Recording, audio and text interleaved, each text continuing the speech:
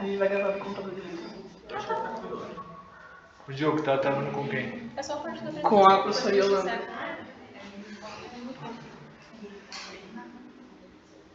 Tanto de... Tá piscando aqui, mas eu não sei se... Ok. É, tá piscando, tá gravando. Pronto, Nath? Tá, beleza. Boa tarde.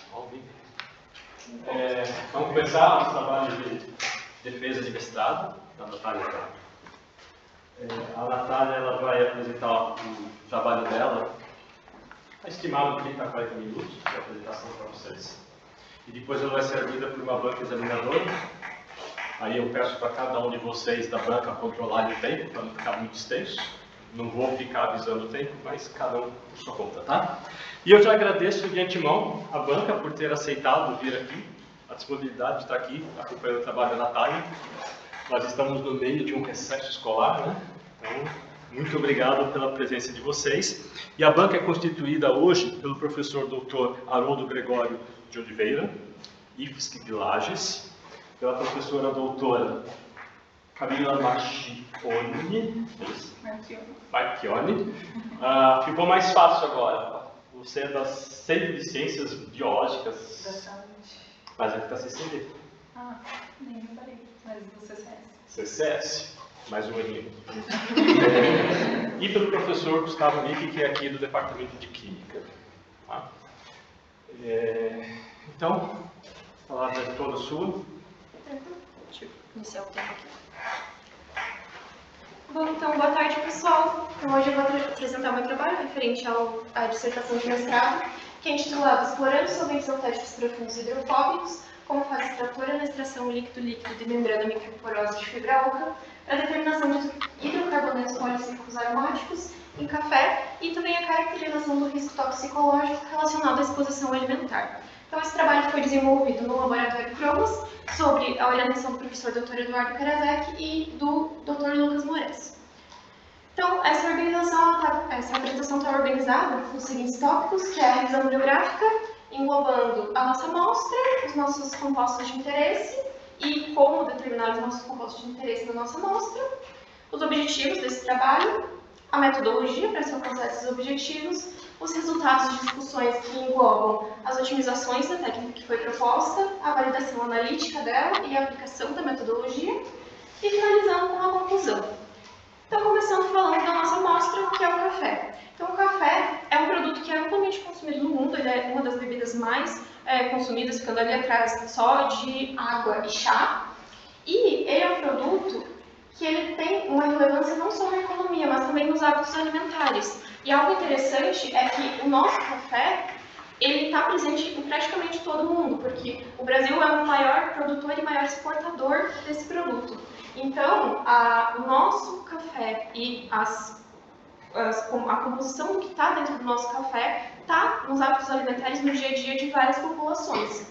E aí, se a gente vai falar sobre determinar compostos que estão dentro dessa amostra, a gente vai falar um pouquinho também da composição química do que tem no café, além do que a gente quer determinar. Então, o café ainda verde, antes da torrefação, ele é composto, tem uma composição bem diversificada, mas ele é composto principalmente por alcaloides, ele é composto de nitrogenados, como a cafeína e a nitroguanilina, e também por ácido clorogênico, e isômeros dele também, né? E, claro, classes mais simples, como carboidratos, açúcares livres, lipídios e proteínas. E aí, quando esse café passa pelo processo de torrefação dos grãos, a gente tem a formação de várias outras substâncias. Então, a gente tem, por exemplo, a conversão do ácido clorogênico em ácido cafeico e a formação de vários outros aromáticos, como o guaiacol, o maltol e a lanolina, que vão estar ali presentes nessa composição do café que já passou pelo processo de torrefação. E todos esses compostos, além de todas as outras classes, vão dar então aquelas características de sabor e aroma do café. Além disso, a gente pode ter então dentro do nosso produto outras substâncias que são indesejadas, né? Contaminantes. Eles podem estar presentes então nesse tipo de amostra de forma que, como ela é amplamente consumida em todo mundo, vai se tornar então uma fonte relevante de exposição humana a esses contaminantes. Um Um desses contaminantes, uma classe desses contaminantes, pode ser os HPAs. Os HPAs eles podem estar presentes no café, principalmente por causa das etapas de torrefação dos grãos de café, porque eles são subprodutos da combustão incompleta da matéria orgânica. E aí, nessa questão, a temperatura ela vai incidir sobre a diversidade de quais HPAs vão ser formados. Então, normalmente, em temperaturas mais elevadas, a gente tem a formação de HPAs de alto peso molecular, enquanto em temperaturas de torrefação um pouco mais brandas, a gente vai ter a formação de mais compostos de baixo peso molecular. E aí, como a gente está falando de compostos que são, a estrutura química deles são anéis aromáticos condensados, a gente vai ter, então, à medida que esse peso molecular aumenta, um aumento da hidrofobicidade. E é justamente essa característica de hidrofobicidade que dá para os HPAs a característica de ter uma alta solubilidade em compostos orgânicos. E aí, para se falar um pouco sobre a toxicidade deles, bem brevemente, a gente pode correlacionar essa questão de hidrofobicidade e solubilidade em compostos orgânicos, interação em compostos orgânicos, com um coeficiente de partição que está na água, o log de KW ou o log de P, fica a critério. Mas a questão é que, à medida que o peso molecular aumenta também esse coeficiente, né? Ele é proporcional. Então, a gente pode ter uma ideia de que os HPAs de maior peso molecular eles interagem mais, não só com outros compostos orgânicos, mas pensando também numa questão de organismo, né? Da questão de talvez processos bioacumulativos ou de metabolização dessas estruturas, que também pode levar a compostos que são muito mais tóxicos do que as moléculas iniciais, né, dos HPAs. E aí são essas questões que levam os HPAs a serem amplamente investigados por terem uma ação carcinogênica, mutagênica e cocarcinógena, além de outros efeitos adversos da saúde. Bom, essa classe de compostos ela tem mais de 600 compostos identificados, 16 deles são considerados relevantes para o monitoramento porque são considerados poluentes orgânicos persistentes, os POPs, e dentre esses 16 estão os 13, tem a estrutura aqui, que são os avaliados nesse trabalho. Então, para a gente avaliar um composto como HPA em uma amostra como o café, que está ali numa matriz cheia de interferentes, né, a gente está falando de determinar um aromático numa matriz que é cheia de aromáticos. A gente precisa ter alguma forma de tentar contornar, diminuir essa presença de interferentes, enriquecer o nosso analito, porque a gente está falando de compostos que vão estar em baixa concentração dentro da nossa amostra. Isso não vai ser um sinônimo de segurança, mas dificulta a detecção desses compostos. Então a gente precisa pensar, né, em enriquecer o nosso extrato, o analito no nosso extrato final. E também buscando, né, aumentar a seletividade e sensibilidade do método dessa forma. E, por fim, converter então, a nossa amostra de café para um extrato, né, para uma forma adequada para a injeção dos instrumentos de análise. E aí, quando a gente fala sobre preparar amostras, preparo de amostras, a gente pode dividir essa questão em dois grandes grupos de preparo de amostras, né, que envolvem as técnicas clássicas, que, apesar de consolidadas, elas têm algumas desvantagens, principalmente relacionadas com tempo de análise, né, frequência analítica e impacto ambiental, também segurança do analista que está fazendo análise, né. E aí, pensando em contornar esse tipo de problemática relacionada a essas técnicas clássicas, como a extração de líquido, que é bastante conhecida, surgiram as técnicas modernas ou técnicas miniaturizadas de preparo de amostras, que buscam, então, um preparo mais simples, mais rápido e também mais alinhado com os princípios da química analítica verde, então buscando um menor impacto ambiental. Algo que diferencia muito as duas classes, né, de técnicas é que aqui nas técnicas modernas a gente não vai manipular a amostra de modo a se extrair de forma exaustiva o analito dela. A gente vai buscar uma extração baseada no princípio de equilíbrio dessa extração. Então, a gente busca um ponto em que se tem um equilíbrio entre o que está extraído na fase extratora, o que foi extraído pela fase extratora, e o que está presente na nossa amostra ainda. E aí, uma dessas técnicas modernas miniaturizadas de preparo de amostra é a HF-MMME, que é a técnica utilizada nesse trabalho.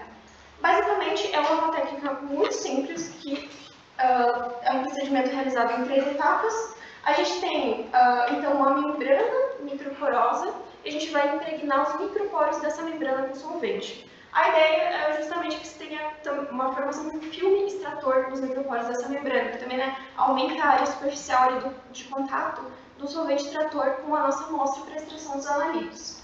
E como o interior dessa membrana ele é oco, a gente pode acoplar essa membrana no sistema, por exemplo, de 96 postos de amostragem, para aumentar a frequência analítica. Então, destrinchando as etapas da HF, basicamente a gente tem a impregnação, onde a gente vai submergir essa membrana num solvente de extração, que a gente vai precisar otimizar, né, a primeira otimização, selecionar qual vai ser o solvente de extração, baseado no que a gente quer, né, na nossa metodologia. Seguindo para a etapa de extração, onde essa membrana, que já está impregnada com solvente, vai ser submersa na nossa amostra. E aí aqui a gente precisa controlar o tempo de extração, porque aqui a gente pode ter o problema de perder mecanicamente esse filme que foi formado nos microporos da membrana, já que a gente vai ter ali uma agitação mecânica, né, constante. E passando então para a etapa de desorção, onde a gente vai ter 2 parâmetros para avaliar, que vai ser otimizar qual é o solvente de desorção, então o solvente onde a gente vai dessorver o que foi extraído, que está ali na membrana, e otimizar o tempo também de desorção. E aqui a gente tem a problemática de que a partir de um ponto ótimo, de um tempo ótimo, a gente pode ter, já que a nossa membrana polipropileno ela tem algumas características em comum com os nossos analitos, a gente pode ter uma retroextração. Então, o que já foi extraído vai voltar para a membrana. Então, a gente precisa otimizar o tempo de desorção pensando em evitar essa perda de sinal analítico decorrente dessa retroextração. E aí, técnicas como essa da HF-MMLV vão possibilitar para a gente o emprego de fases extratoras alternativas. Aqui, como a gente está falando de uma extração líquido-líquido, uma microextração líquido-líquido, a gente está falando de solventes de extração alternativos. Justamente buscando, então, melhorar a sustentabilidade e eficiência do processo de extração.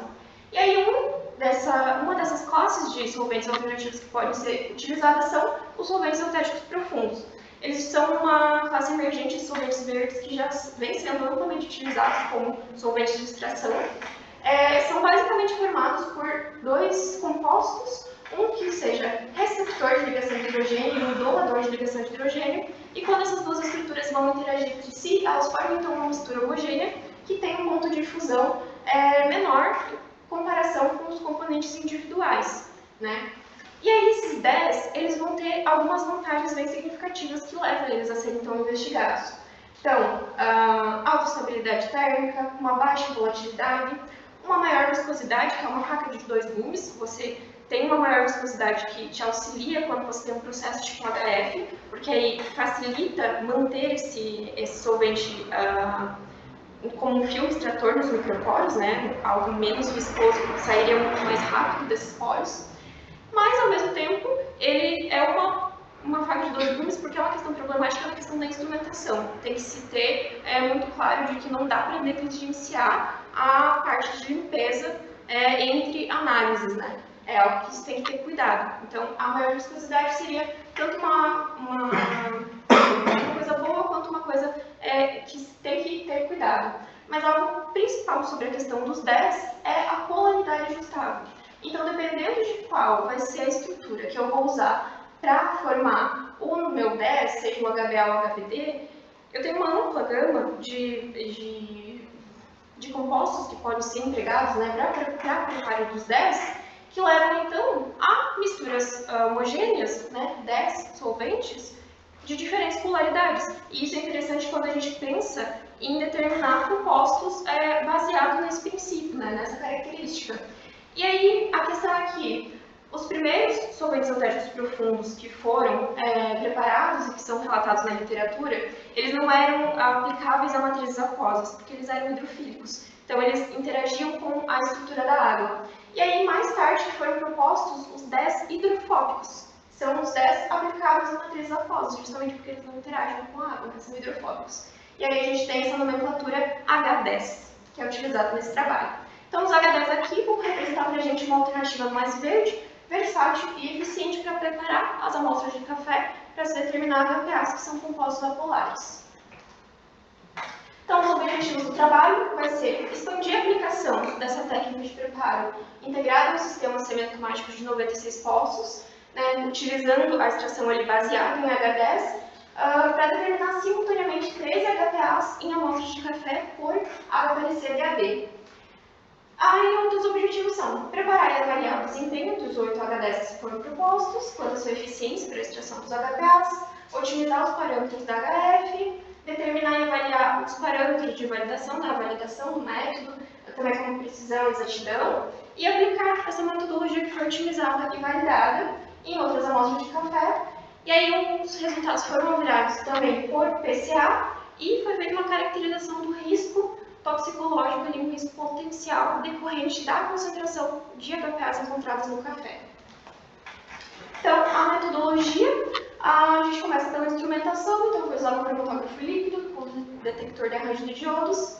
Já que a gente está falando de compostos alcolares, né? HPAs a gente tem separação em fase reversa, coluna C18, e aí o programa de evolução foi utilizado no gradiente entre a água e acetonitrila, e os HPAs foram determinados em 6 comprimentos de diodo diferentes.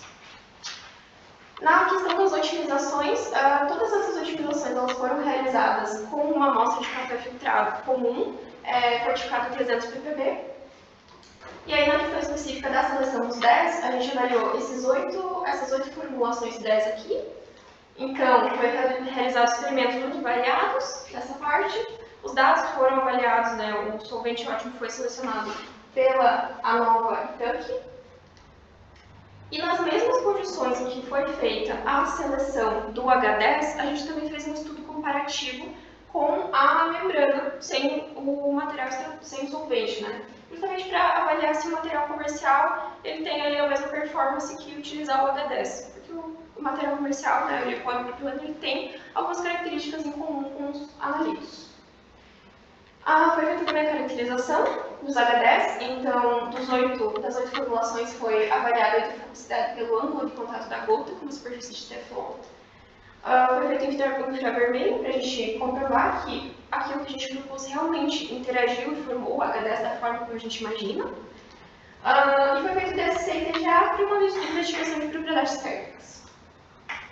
Então, para a seleção do solvente de desorção, a gente realizou um planejamento simplex centroide, que é um multivariado, são 9 experimentos. Basicamente é variar os solventes em sua forma pura, em misturas e três pontos centrais aqui. E aí a média geométrica de cada experimento é utilizada para se obter a superfície de resposta, pela qual a gente seleciona então qual é a nossa formulação do solvente de desorção. Para a seleção do tempo de desorção, foi testado 20 minutos, 30 minutos, 40 e 50 minutos. E para o tempo de extração foi 45, 60, 75 e 90. Algo que talvez seja interessante de pontuar é que aqui da seleção do H10 a gente pula direto para a desorção e depois retorna para a extração, porque primeiro a gente vai garantir que tudo que está sendo extraído está sendo dissolvido da forma mais da melhor forma, né, das condições ali ótimas, para daí a gente conseguir, de fato, otimizar a extração de uma forma mais tranquila. Então, os parâmetros de validação, né, os métodos, as figuras de mérito, a gente construiu curvas de calibração, então, para cada analito, para determinar limite de detecção, limite de quantificação, coeficiente de determinação e a faixa linear do trabalho. Foi avaliado também a precisão, em termos de precisão intradia e interdia.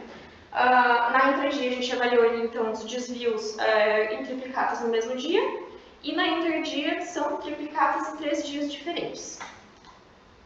E aí foi comparado esses desvios em 3 níveis de concentração. Para a avaliação da exatidão, a gente utilizou ensaios de recuperação relativa, então foram realizados em amostras de café filtrado, simples, né, café filtrado comum, fortificados em 3 níveis de concentração que estão ali presentes na nossa faixa de trabalho. Para a aplicação da metodologia, a gente utilizou 5 tipos de amostras de café, então 2 amostras que têm indicação geográfica, que são cafés mais premium, uma amostra de café filtrado comum, uma amostra de café filtrado que tem torre intensa, né, então é submetida a temperaturas mais elevadas, e café solúvel também. Então foi feita a PCA para a discriminação das amostras com base no perfil de HPAs. A caracterização pelo risco incremental de desenvolvimento de câncer ao longo da vida, o ISR, e a margem de exposição, o MOI. E foi feito também um comparativo dessa metodologia proposta com outras metodologias, tanto em questão de eficiência analítica quanto em questão de desempenho ecológico. Então, nossos resultados, começando então pela seleção do solvente extrator. Aqui a gente tem uma forma visual mais fácil do que colocar uma tabela nova, né?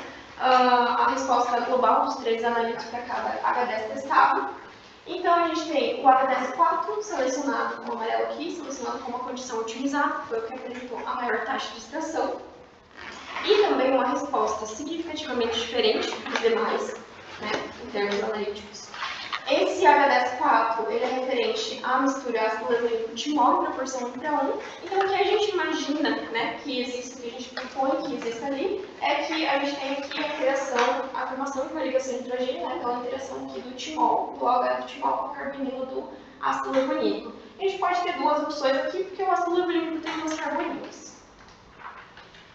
Na questão do estudo comparativo com a membrana sem o H10, a gente vê que a membrana, de fato, ela consegue extrair alguns analíticos, mas a eficiência da membrana com o H10 é muito superior do que da membrana sozinha, né, do material comercial sozinho. Em questão de caracterização, começando então pelo ângulo de contato, essa caracterização foi feita com os 8, 10 avaliados. Então, a gente tem aqui os H10 testados em comparação com o ácido octanóico e com a água, que é a linha azul. O que a gente percebe é que os nossos solventes autéticos profundos testados apresentaram, de fato, características hidrofóbicas, então a gente pode utilizar essa nomenclatura H10. Na questão do infravermelho, a gente tem aqui o infravermelho dos constituintes e da mistura do H10-4 aqui, ácido levulínico timol 1:1. Então, o que a gente tem aqui é um deslocamento da banda da carbonila, um deslocamento da banda do OH, também aqui do timol. Então, o que a gente observa aqui é a presença dessas duas indicações aqui, que nos mostram que, comparando os espectros individuais com o espectro do H10, a gente tem sim a indicação de que o H10-4 foi formado prioritariamente, principalmente pela ocorrência de ligações de hidrogênio. Então, provavelmente é uma daquelas 2 estruturas que se imagina.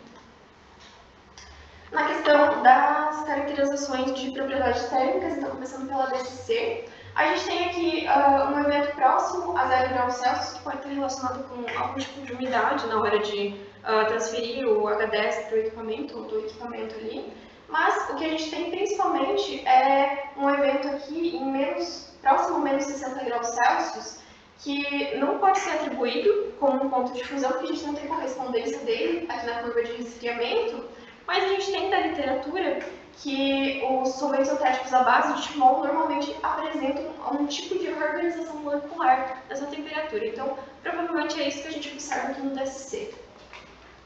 Já no TGA, a gente consegue observar aqui próximo a 150 graus Celsius o início de um evento de perda de massa, que é inclusive uma temperatura próxima ali do ponto de fusão do ácido levulínico.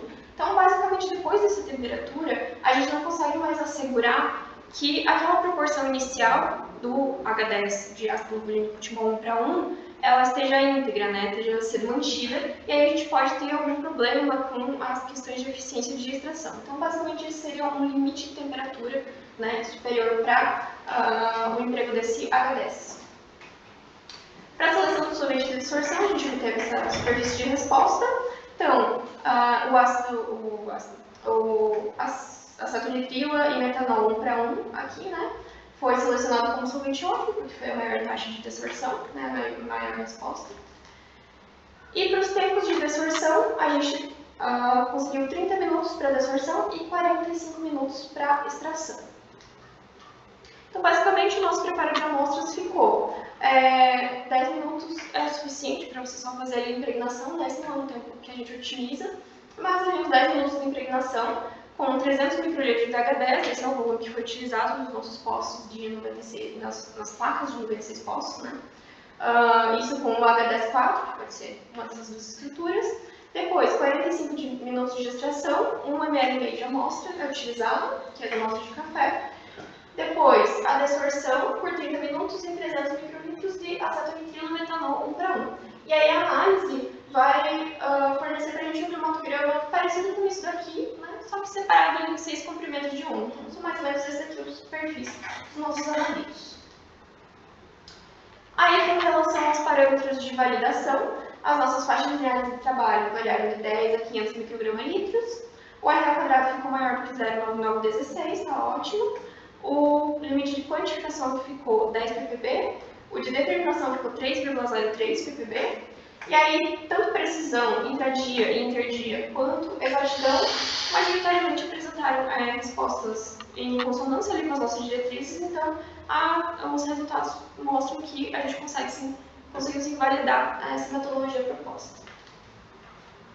Então, basicamente, a gente conseguiu, aplicando essa metodologia, determinar quase todos os analitos. A gente só não encontrou naftaleno e antraceno nas nossas amostras, mas a gente consegue observar essas concentrações de uma forma um pouco mais visual, que é pensando na porcentagem. Então, um total de 100% de contaminação de cada amostra, quanto que vai ser referente a cada analito que a gente tem ali determinado. Então, a gente consegue perceber que o café filtrado, tanto o torre intensa quanto o comum, e o café instantâneo tem perfis bem...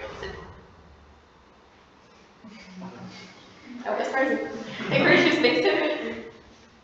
Sim.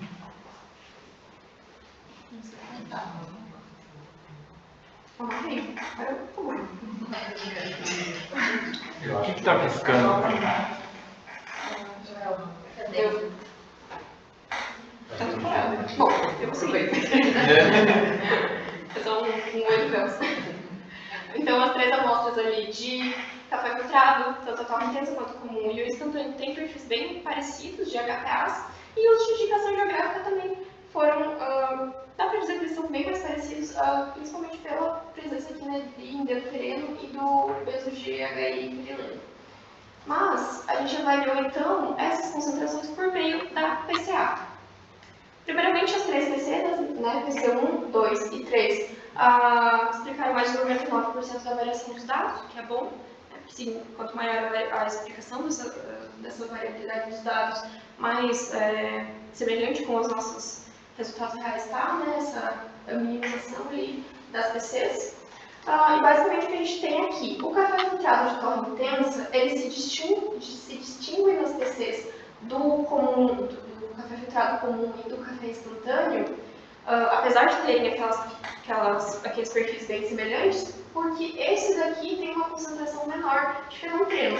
O que faz sentido, porque o fenanteno vai ser um dos HPAs de baixo peso molecular. Então a gente tem uma menor concentração de HPA de baixo peso molecular, de um dos HPAs de baixo peso molecular, na amostra que foi submetida a temperaturas mais altas. Então faz sentido, né? Quando a gente fala das amostras de indicação geográfica aqui, as duas tiveram perfis parecidos, né? Ali, principalmente pelo endenotereno e do BGHIP, mas o que a gente tem que diferenciar delas é que a primeira indicação geográfica tem uma alta concentração de benzoapireno, que é o HPA mais preocupante, inclusive. E a indicação geográfica 2 tem uma maior concentração do benzopirofuranteno. Então, basicamente, é isso que distinguiu essas duas amostras, por mais que elas tivessem concentrações, um perfil bem parecido de HPAs.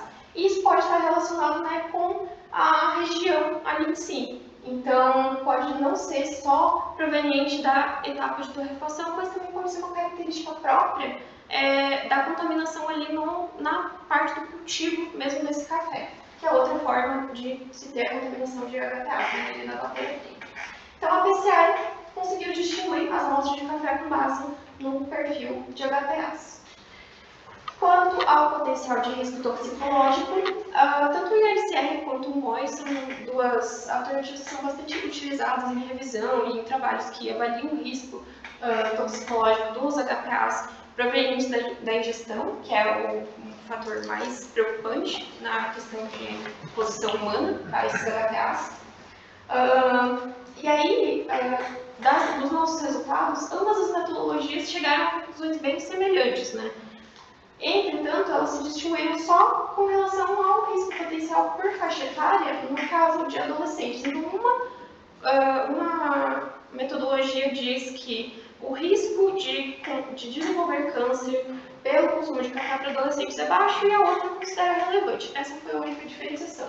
Mas, de um modo geral, as concentrações de HPAs que a gente encontrou nas nossas amostras, a partir da metodologia que foi empregada, que estão, inclusive, em conformidade com os relatos da literatura, vão demonstrar, então, que o consumo de café pode ser um fator relevante, uma fonte relevante de exposição humana aos HPAs, principalmente quando se fala de exposição a longo prazo, uma vida inteira tomando café. Então, algo importante de pontuar é que os resultados devem ser interpretados com cautela, porque aqui são só estimativas, é só uma forma da gente discutir de que existe sim uma relevância no porquê de se determinar HPAs em amostras como café. Com relação ao comparativo entre metodologias e o desempenho ecológico, o método proposto ele tem uma eficiência semelhante até superior a alguns, em comparativo aos solventes orgânicos tradicionais, alguns aqui que utilizam, principalmente por questão da recuperação relativa, a gente avaliou por isso. Esse método está entre as metodologias que determinaram mais analitos simultaneamente. O LOD foi maior do que os outros, tanto pela instrumentação que a gente utilizou, quanto pela forma como a gente utiliza para determinar os limites. Então, a gente usa o primeiro ponto da curva, com precisão adequada, e não o sinal ruído do equipamento. Mas, de um modo geral, todas as outras metodologias elas chegam a conseguir determinar HPAs em café em limites de ppb, tanto quanto esse trabalho. Então, não é um grande problema. Então, de um modo geral, a simplicidade operacional, a economia de amostra e a aderência aos princípios da química analítica verde destacam esse método como uma alternativa eficaz e sustentável para se determinar HPAs em amostras como café. Então, como conclusão, a metodologia foi utilizada, validada e aplicada com sucesso, então, permitindo a determinação simultânea dos 3 HPAs.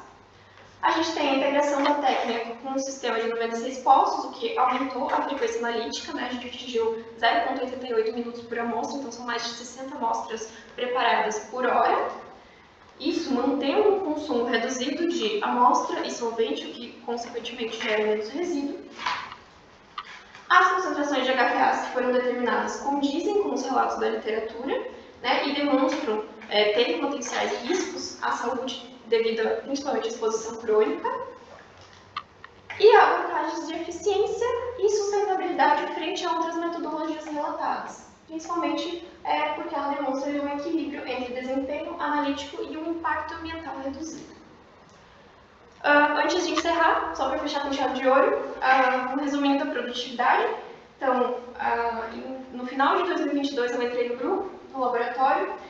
Nessa meia trajetória foram 2 iniciações científicas, a metade do ano passado eu comecei o mestrado, então finalizei com um índice de aproveitamento de 9,12. Eu tive 2 apresentações em congressos, foi um no ACIMAC e o outro na SPQSU. De todo esse tempo foram 3 trabalhos basicamente desenvolvidos, a determinação de anti-inflamatórios não esteroidais em águas ambientais, a determinação de HPAs em amostras de chá, que foi o meu TCC, e agora em amostras de café, que foi feita uma expansão tanto da parte experimental quanto da parte da discussão mesmo, para se desenvolver então a dissertação. E aí a junção desses 2 trabalhos aqui, do TCC e da dissertação, foi essa semana passada para a publicação na Foodcast, então uhul, foi lá. E além disso também tem o artigo da Lu, que eu tive uma participação dele, então também foi publicado na Microchemical, que é sobre nitrosaminas, determinação de nitrosaminas usando também solventes sintéticos profundos. Então, os agradecimentos de todo esse tempo, toda essa trajetória, para os meus pais que me permitiram estar aqui, que foi quem subsidiou tudo isso, mas principalmente alguns colegas de laboratório, porque sem eles eu não teria nem um terço do que eu consegui aprender em todo esse tempo, não só em questão de química, mas em questão de vida mesmo. Vocês foram professores em muitos aspectos para mim.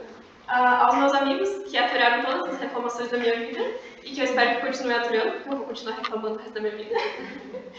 Também aos professores da banca, claro, que estão aqui presentes hoje, em especial o professor Haroldo, que foi o primeiro professor que me mostrou a química, foi quem me fez brilhar o olho para a química, e também o Romulinho e a Karine, que também me acolheram no lab de química do IFC e foram quem Os 3 ali juntos fizeram eu chegar até aqui onde eu tô. Então, muito obrigada, gente. É isso.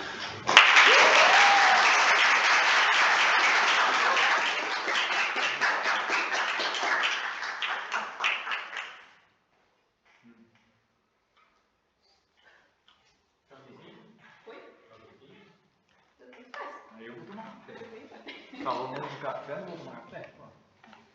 Pausa de 5 minutos. 5 minutos pra... vamos tomar um café pra vamos tomar um café. Não, mano. Esse é outro café, é outra coisa. Mas essa apresentação não quer mais tomar café. Não, me esquece. Deixa eu pegar o livro.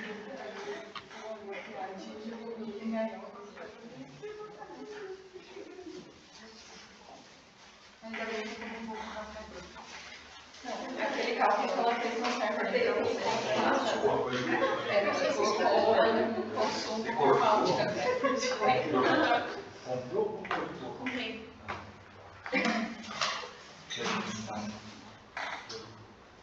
Aqui só Deixa pra depois. Eu acho que eu vou dar um tempo de café. Não era a intenção. Até amanhã, até amanhã. É que você não viu o chá. Ainda bem que eu Não abra o artigo. O negócio é tomar água. E olha lá, depois eu vou ser cada... Não tô E se eu for? Mas a gente ignora o segundo andar, Nesse caso, a gente é negacionista. Meu irmão. É importante. Totalmente.